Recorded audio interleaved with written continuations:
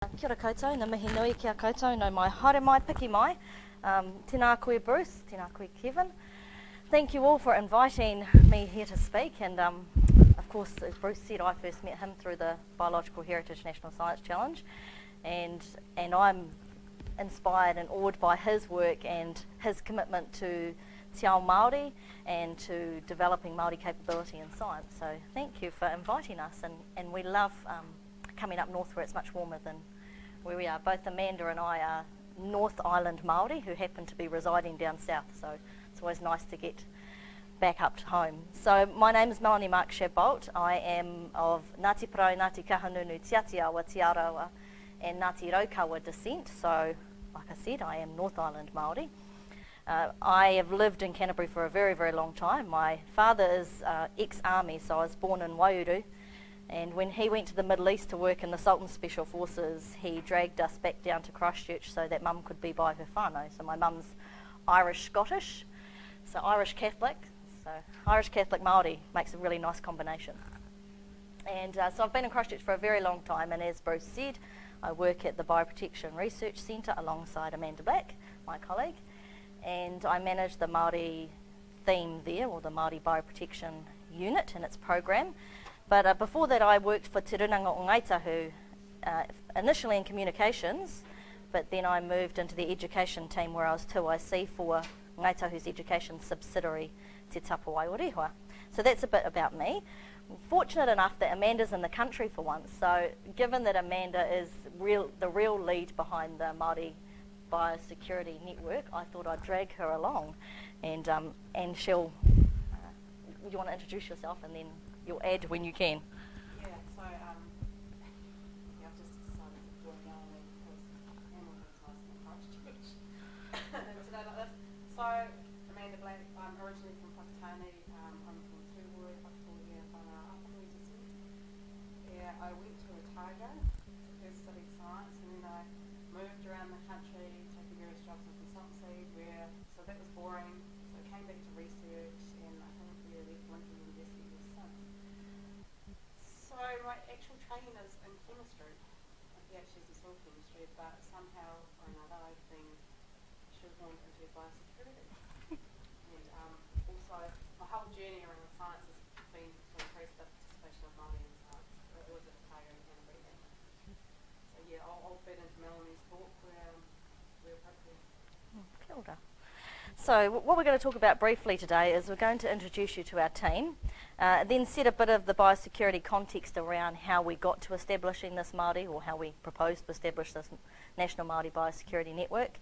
We're going to talk a wee bit about VM, and particularly how it's relevant to faculties like yours, and why we believe more researchers, especially non-Māori, should be considering it and understanding it and trying to engage with Māori and or embed vision mātauranga into their research programs. And then if we've got time, we'll briefly talk about how we personally weave mātauranga Māori, VM and Māori researchers into projects, with a couple of examples up there. And we may just touch on briefly, after having a talk to Kevin, how we try and engage Māori students into science. Amanda is the Māori lecturer in our science faculty, so if we've got time we might just touch on that.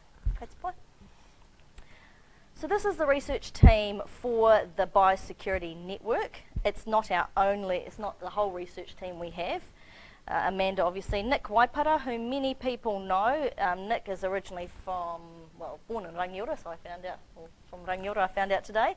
But he's from Whakatane area, it's where Amanda first met him, and he works for Auckland Council.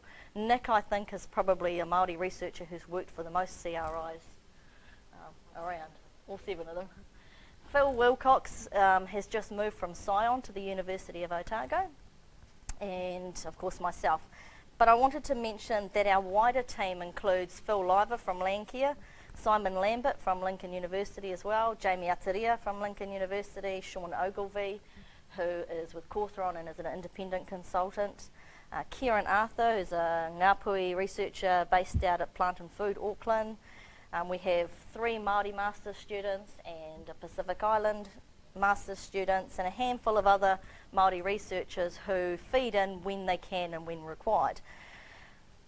One of the interesting things that we quickly cottoned onto in the Bioprotection Centre is it's really hard to get Māori staff full-time in the science faculties or into the Bioprotection Centre. So what we did, and we'll talk about it later as well, is we established a research associates team, and we committing funds to 0.1, 0.2 of Māori researchers. So most Māori researchers refuse to come work for us full-time. They've got too many other projects going on that they don't want to give up, but they all said, you know, for 0.1 or 0.2 or a wee bit of spending money here and there, or access to students, then we could definitely commit some time. So we have quite a large Māori research team, but we only have them in bits and pieces. Biosecurity challenges in New Zealand. This is probably nothing new to most of you sitting in here, given we're in a science faculty. But New Zealand has, you know, a unique biosecurity issue, and that is that we're this little island situated at the bottom of the world, susceptible to lots and lots of incursions and pests, and we don't know how they'll react when they get here. We don't know what they'll do. We're also not very good at planning for them, and we prefer to respond to incursions than prepare for those incursions. So one of the interesting things that, you know, we were looking at was how Māori contribute to biosecurity incursions, and this research project came off the back of our involvement with Kauri dieback and with the tangata whenua at Opu specifically. So we're constantly under attack from pests, and we have it's estimated about 6,500 interceptions at the border every year. And of course we know that that's going to increase with growing trade, imports, population, and potentially climate change. There's about 30 to 40 actual incursions a year that we have to deal with. Yeah, so I'll just add to that. NPI now deal with our biosecurity incursions. Well, they're given the portfolio to deal with it. What they do with it is something else. And I think Māori are the only group that are concerned about indigenous species being affected. The NPI's target is more the agriculture, so you're looking at primary industries, and they're concerned about what's going to affect our exports and our revenue. Where Māori, on the other hand, they have interest in the economic side of things, but they also have interest in protecting our taonga species. And so partly that's why we got our group together, so that we'd be able to provide a voice for our indigenous species that are affected, say Kauri dieback is affected by a mold called Waikato, and there's other diseases coming offshore that will potentially affect, say, the Māori species of Blue Kawa. And so that is another sort of role of our group, is to put this on the mind of NPI as well. So That's right. Biosecurity is a number one priority for the Minister of Primary Industries. It's also, as it says up there, for the 5th year in a row, still the number one priority for industry leaders. So we know that biosecurity is at the forefront of people's minds in New Zealand. Everyday citizens are conscious of biosecurity issues and incursions. They may not be to the level that we want them to, but most people understand what biosecurity is. Interesting that that's not the case around the world. I was on a teleconference to Sweden on Tuesday night, and it was very different over there. Biosecurity wasn't something that people thought about, and you would think in Europe it would be huge given the amount of borders they have. But New Zealanders are very aware, and our industry leaders are, about the cost of incursions, and hence it's still a number one priority. MPI have obviously just committed to reviewing their framework, and Amanda and Nick are on the Māori focus group for that review or rewrite, whatever it will turn out to be. so that's going on at the moment. The Minister came out with a strategy for 2025. Actually, the Māori group are the only group that are able to protect it. So I'm not sure why that is, but it's a good thing, I think. The reason why other countries don't really consider biosecurity as a threat is because people have been moving for thousands of years through here, and so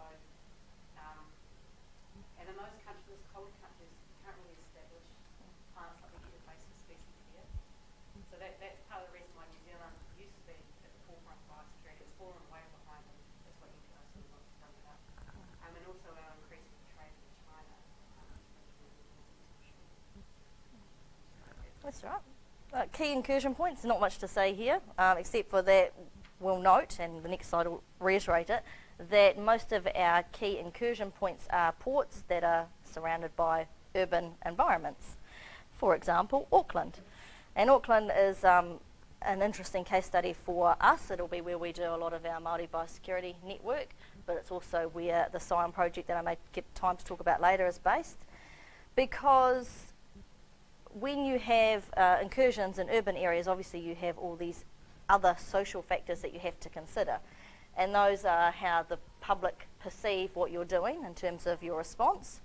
And increasingly in New Zealand, we see a reluctance of communities to participate in the kinds of eradication techniques that we use. So we think back to the DC-10 spraying Auckland City and/or Hamilton, and the public are increasingly aware of what's happening, wanting to be involved, and not wanting specific tools to be used.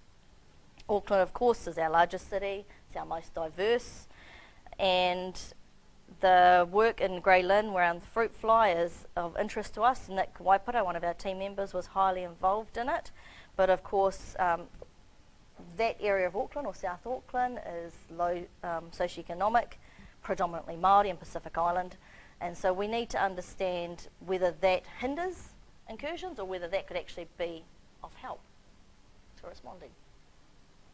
Anything else?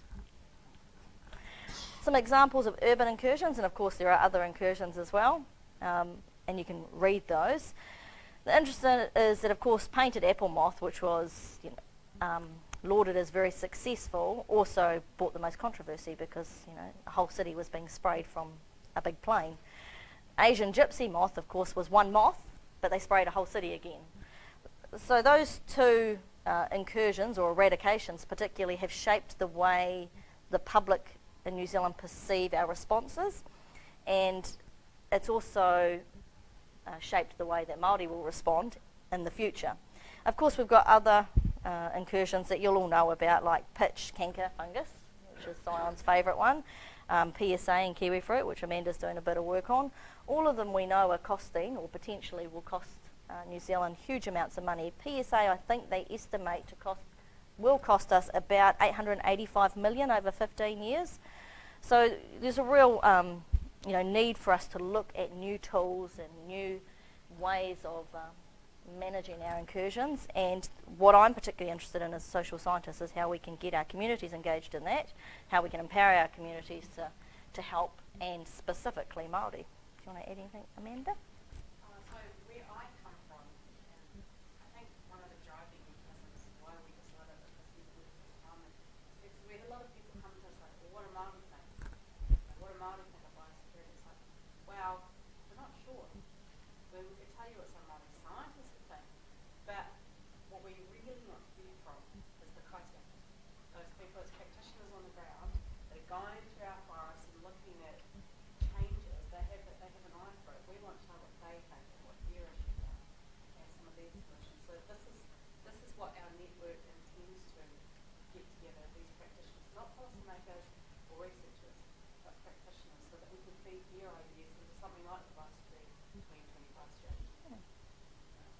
Yeah, I mean, there's Mātauranga Māori around biosecurity issues and also preventing the spread of diseases, depending what we'll be around, different hapu have different methods. So it's all about bringing these people together and having a corridor and making sure they've got a culturally safe space to do so, and letting them get their work out there in their maki and get recognised for it. So I think that was our driving force behind that. And so part of that comes out of this legacy of research. So, Māori are cautious about engaging with researchers, cautious about engaging with research institutes, even more so about engaging with agencies like MPI. But by and large, the New Zealand population is as well when it comes to specific responses to biosecurity issues like the spraying. But also, we saw in Grey Lynn people not responding very well to quarantine. So, you can't tell me I can't take my groceries in and out of the zone. And in fact, they're still under quarantine. So we're really interested in how urban communities, but also how traditional Māori communities respond, and what they see as some of the legacy issues, so that we can then find these more socially acceptable approaches for consultation before the next big incursion hits. And of course, some of the questions for us will be around, what do Māori think about spraying over wahitapu sites, over our sacred sites? What do we think about spraying mahinga kai sites? So all those issues, like Amanda said, are issues that our kaitiaki actually have the answers for. They've just never been asked, and they don't have a place where they can discuss that. And this is just a generic slide just to show that it's still on the agenda of the government. That's 2013, so a couple of years ago. But the Auditor General looked at MPI and looked at how they were performing, and she was quite critical. There are a couple of responses there. But essentially what came out of their report was a need for huge workforce planning and capability development. And they were asking, do we have the appropriate people with the right skills in the right places to respond? And how do we empower our local communities to respond? And that comes probably to the heart of what we're trying to do for Māori, is find a way for Māori to feed into that response in a way that empowers them, because we believe that we do have the right people with the right skills in the right places to do so. So the National Māori Biosecurity Network. Do you want to talk about it, Amanda? It's your baby? I think I probably already have mentioned it, but yeah, I'm not like a similar scientist. Even of myself, I know what we can say, but I'm interested in those people on the ground, what they have to say, what their priorities are, and what some of their solutions are, because a lot of the science in that area, I don't think it's false scientists is the way it is in New Zealand. It's just they don't engage well with the public. They don't get out here and talk to people on the ground and make a difference. A lot of these people that notice these incursions of moths or flies or whatever, they're just regular people, they're gardeners. And those are the people that you want to engage with, because those are the people that will be able to ruin your garden incursions. And so if you're more proactive in that space of community engagement and say the urban areas, but also those in the rural communities, then I think you'll have a vastly improved biosecurity system.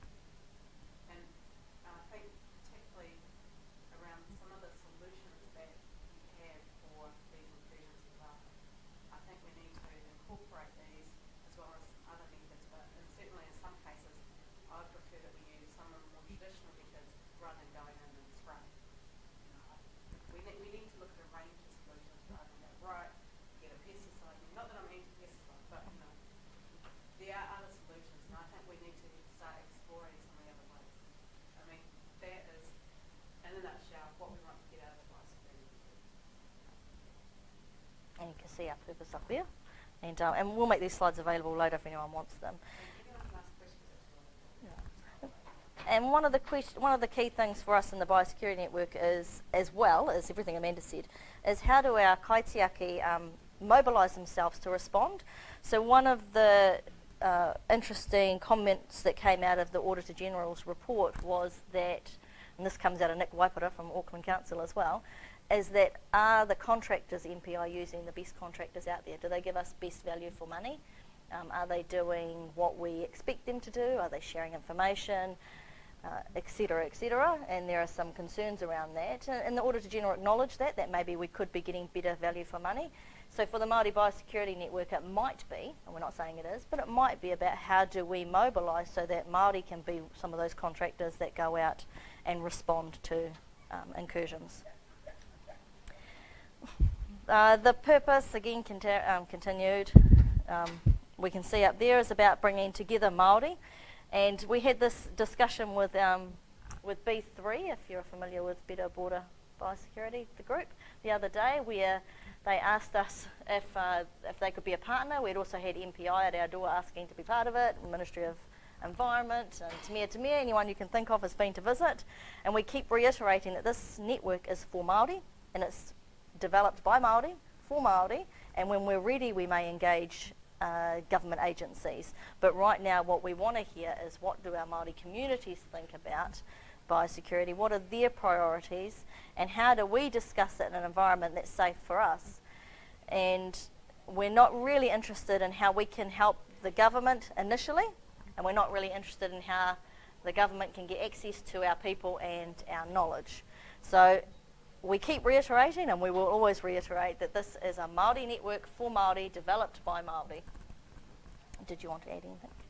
Yeah, I was surprised actually at the level of interest, yes, from government and non-Māori organisations. I'm not sure what they want out of it, probably a network, but yeah, they seem to be wanting us to do their work for them. I'm not very keen. I was polite, but it was a polite no. If you know Amanda, you'll know that that's very hard to be that polite. The next steps for us are regional hui to, and Bruce will be very familiar with this from National Science Challenge, map the current landscape. That seems to be favourite terminology for MB at the moment. How can you map the landscape we've funded that we have no idea what we funded? So one of our tasks is to go out and see what projects are happening, what people are happening. But for us, the focus will be on the community. We want to know what our communities are doing in this space. Look at a gaps analysis, but also look at what's worked and what's working well. And then there's a wee note there to let us know if you want to attend a hui. And one of the regional hui are going to be pretty broad and open to a lot of people. When we go to phase 2 into the wānanga, we'll shrink it. And that'll be because we want to develop some research priorities, and we want to look at what programs we want to lobby for in the first instance. And as we formalise the network, that'll be part of what we do is look to network funding. So how do we keep this organisation going long term rather than just the interim 2 years that we managed to secure funding for? And what research do we want to apply for and get underway? Just to expand a little bit, when we say research priority, we mean community research priority, not science research priority. That's what this is about. Just Yeah. this is not real much science. But we'll start the background to be quiet. So that's our biosecurity network. I wanted to touch briefly on VM policy. As you'll see up there, it's a 10-year-old policy now, and Amanda and I were fortunate enough to be at a meeting last week with MB where we discussed this, and I think they got the message very clearly from the 30 to 40 Māori researchers that were in the room that most Māori think the VM policy kind of needed to be put in the bin. But at the moment, it is the policy that MB fund according to, so they use it for their funding assessments. Do most people here know what VM is? And you're pretty familiar with it? The words up there, yeah? The words up there are that it's a platform to connect Māori to the science system. It gives strategic direction and guides investment. It's not my language, that's MB's language. I wouldn't necessarily agree with that, but that's what they were hoping to get out of it. Whether it's done that or not is the question. Again, this is... Yeah, kia ora.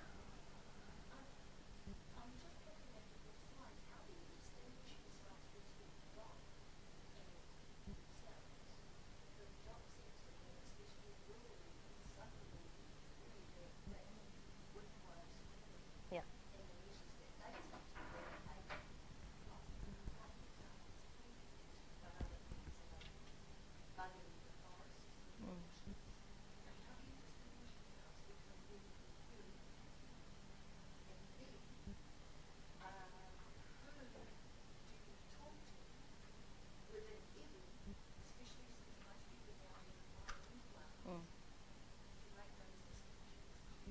Yeah.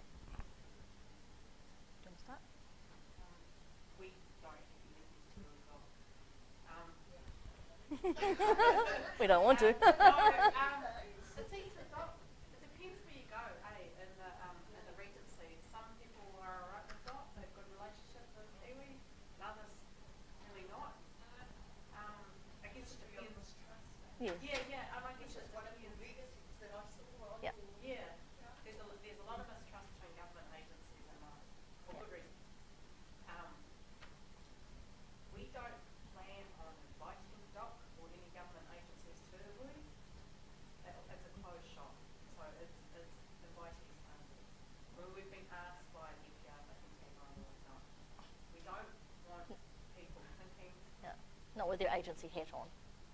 But we don't want people to be whakama about saying what they want to say, or they think that the government's just going to jump on it.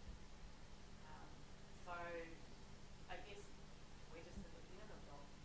We know some of the issues around like teenage and stuff, and this is something different. So I guess we don't cross paths.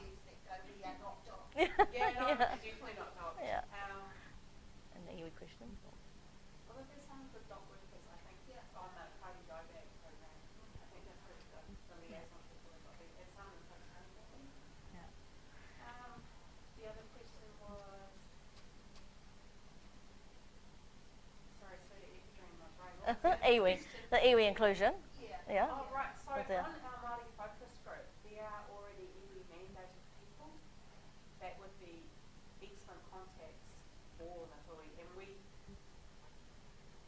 were hoping, and we hadn't asked some of them, I've asked some but not the others, that they would be the facilitators in that area for the hui.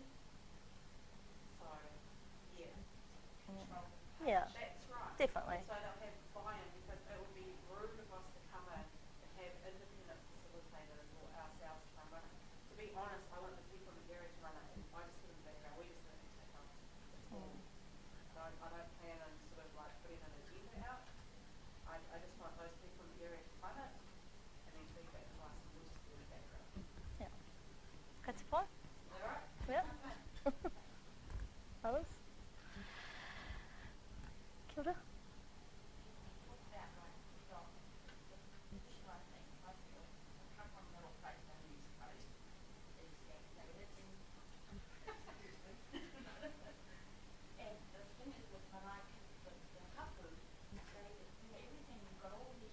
Yeah.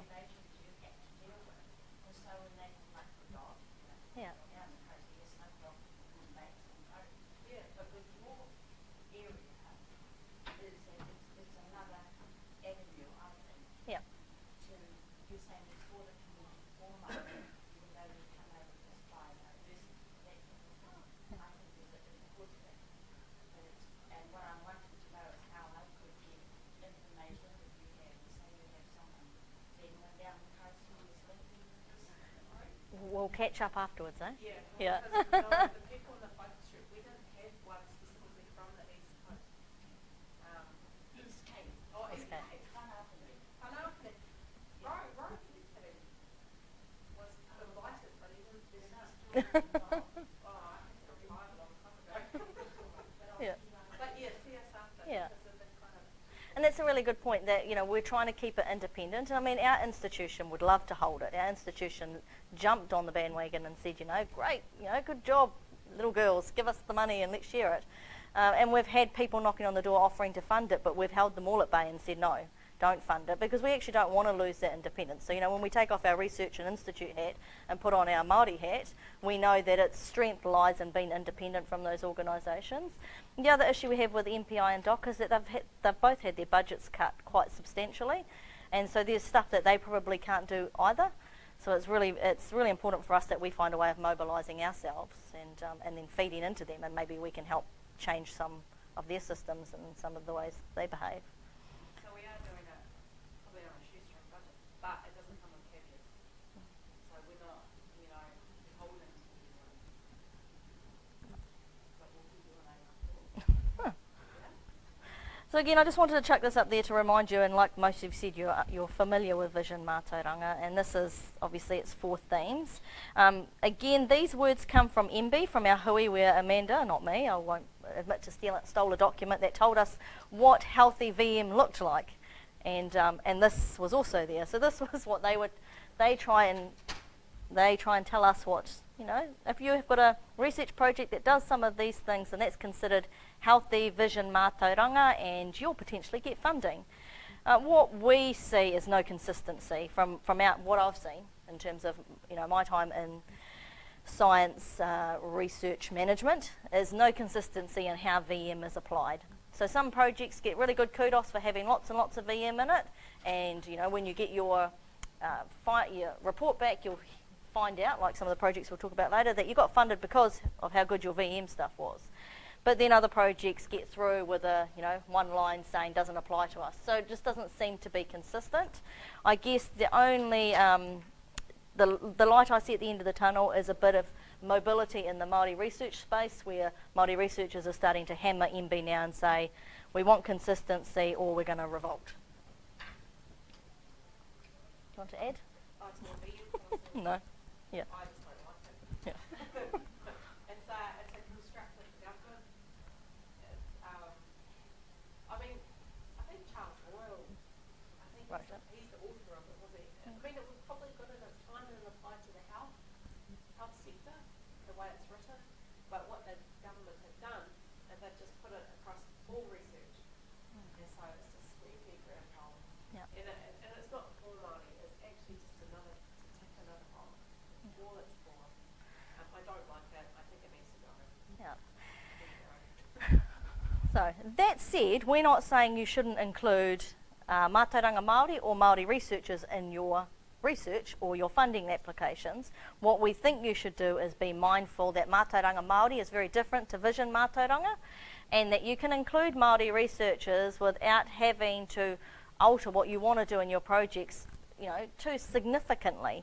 And a couple of examples, very briefly before we run out of time, are of course, the Biological Heritage Challenge that Bruce got off the ground and running and did a fantastic job. And he did a fantastic job for us as Māori because he included us right from the outset. So right from the moment it began and from the moment the initial discussions started and the writing groups were established, there were Māori at the table, and we were listened to and not just placated.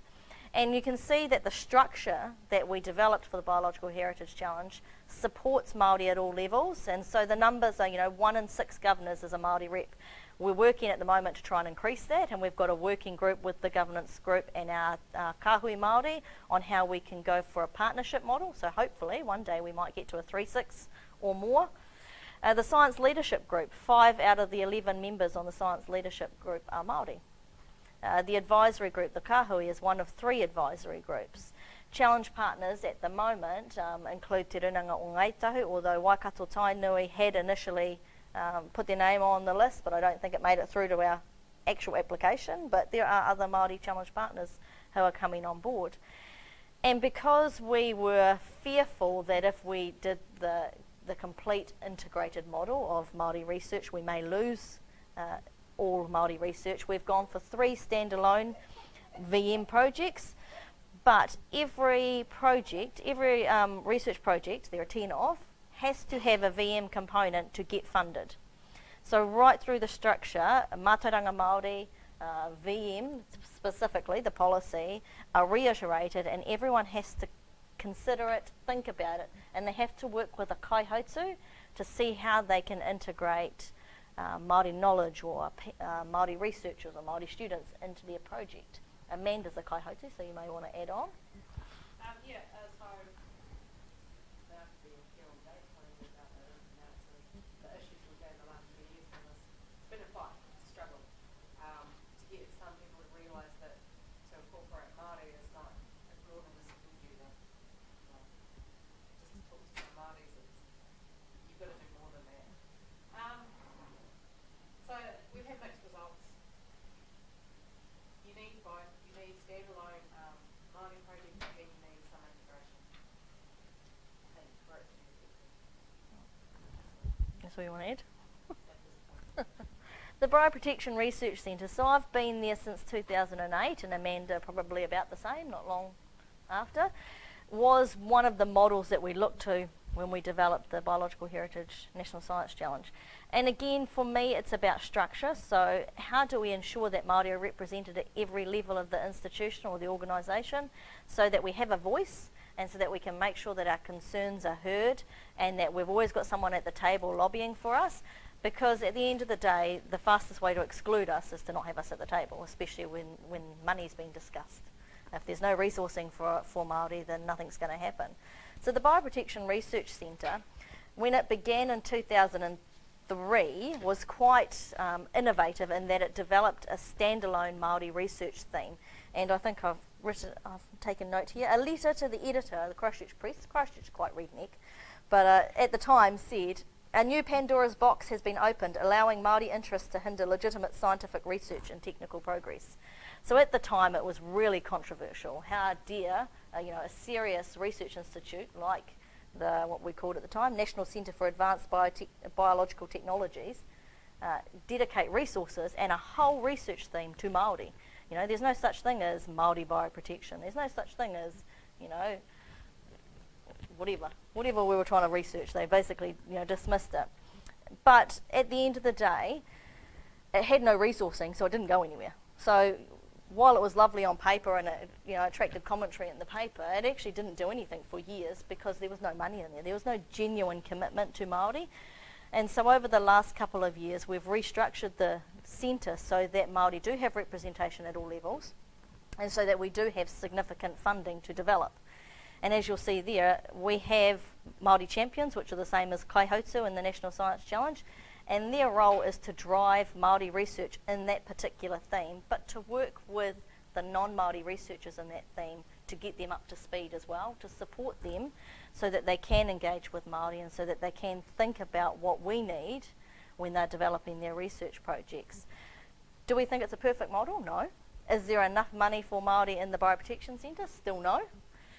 But are we getting there? I think we're getting there faster than lots of other institutes that we work alongside of. Yeah? No one else? It's all the way to go. We're not gatekeepers in our own National Science Challenge. We are there to work with researchers to help them understand where it can fit in and to expand the mind. I think we're probably getting more money than losses. Would you agree, Bruce? Always optimistic. We haven't scared anyone out of the room yet. Not yet. Yeah. I mean, if you want to ask about integrating or how it can go, just come up after. Yeah. Certainly jump in with questions. And then the last project we want to talk about briefly was Scions New MB Project. And again, this project has quite a heavy VM component in it, and that's because they included Māori right from the beginning. So before they even looked at who would potentially be the researchers, Scion made a commitment to having a really strong vision mātauranga, as they called it, section within this MB bid. And not just in the social science sector, so in R1.3, understanding communities, which is obviously where I sit as a social scientist, but in all the areas. So acknowledging that Māori aren't just interested in the fluffy social science stuff that I do, as my boss calls it, but in the real science like Amanda does. And you know, and like you all do. So Māori are interested in, you know, active surveillance. You know, the tools that are being developed. We want to participate in the development of those tools to see whether they are going to meet the needs of our communities, whether there's an interest for our organisations to commercialise. You know, Māori organisations are just as interested in innovation as non-Māori organisations. So this research project has 3 of its 5 main researchers are Māori. So again, a huge commitment and quite a big chunk of the budget. So we're quite excited about this one, hopefully. If it all pans out, you know what research institutes are like. If we get our pūtea, then we'll be very happy. Because it is about the urban side of Incursions, but it's also about understanding what Māori want. So it feeds in really nicely, like everything we do, back into our biosecurity network. Feel free to ask questions. Because in the end, you know, other than, like we see on the bottom line, other than your treaty commitment to Māori, there are other reasons for including Māori in your research projects, trying to engage with the communities, and that is that.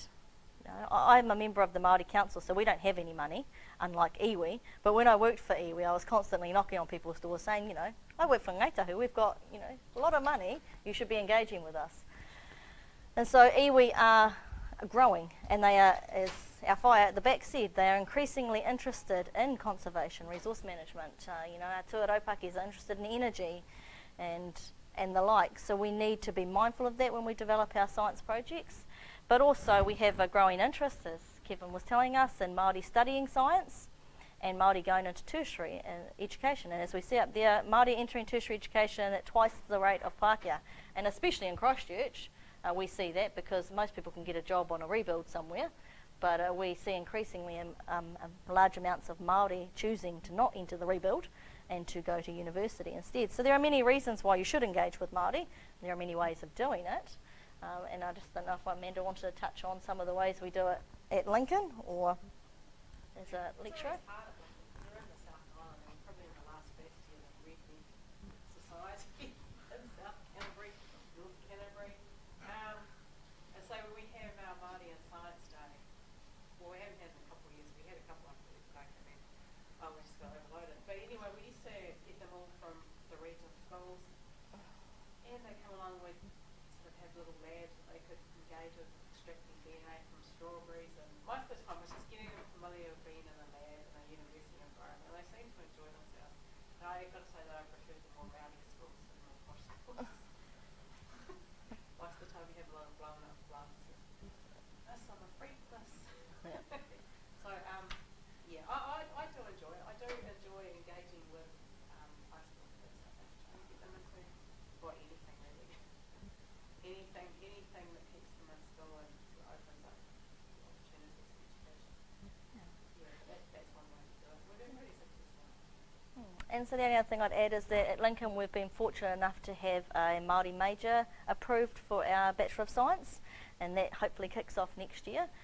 And part of that is about incorporating obviously traditional knowledge into the science degree, but about offering a bit of familiarity for our Māori students sitting in a science class. So that'll be using just the basics of using the relevant reo in the class that applies to science or applies to environmental studies, not relitigating history, which is what Māori students tend to get when they go to university. They get the whole, history of the treaty and every Māori activist in the world, that stuff that they've already been taught at home or probably learnt at school with the kura, but focusing on the history that is specific to science and the history that is specific to conservation management.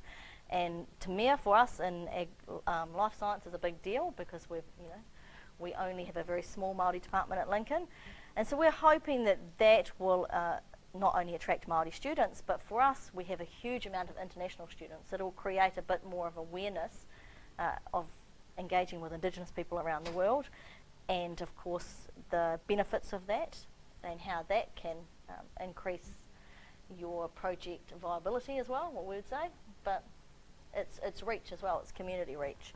So Monty Ohio was a man that I worked alongside for many, many years, and most of you will have heard this, but he was very well known for saying that what's good for Māori is good for everyone, what's good for everyone is not necessarily good for Māori. And of course that's the philosophy we use when we design our Māori outreach projects and also our curriculum.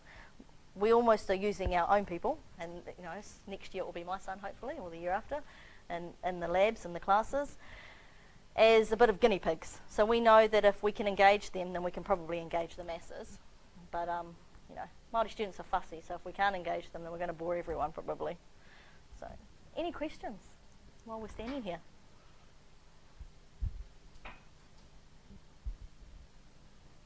Any final thoughts, Amanda? Oh, kia ora koutou. Thank you for listening. Thank you for your time. Up there are our emails and our Twitter handles if you want to contact us. And thank you for your time. Thank you, Bruce.